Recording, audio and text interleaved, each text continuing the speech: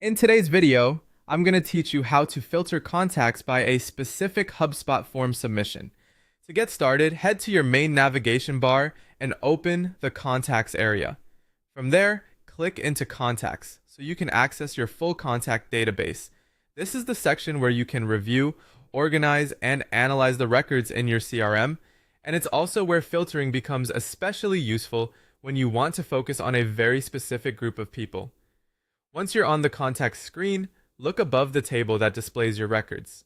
In that area, find the text link labeled Advanced Filters and click it. This opens up more detailed filtering options than the standard view, which is helpful when you need to narrow your list based on a precise action a contact has taken. After the Advanced Filter panel appears, search within the available rule properties for the option called Form Submissions.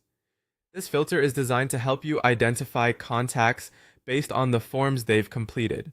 If you have many filter options available, using the search function inside the filter menu can make this much faster and easier.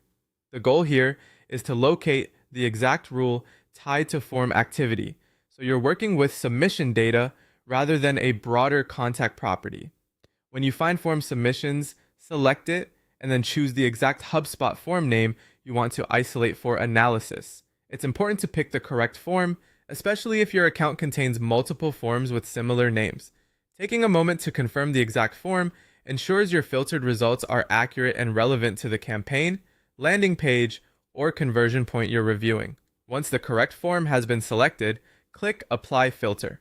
As soon as you do, HubSpot will update the contact view and display only the records that match that form submission criterion.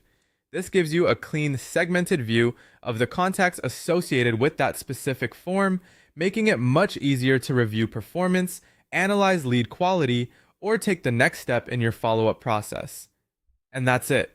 By using advanced filters inside the contacts section, you can quickly isolate form-based submissions and turn a large contact list into a focused view that's much easier to work with.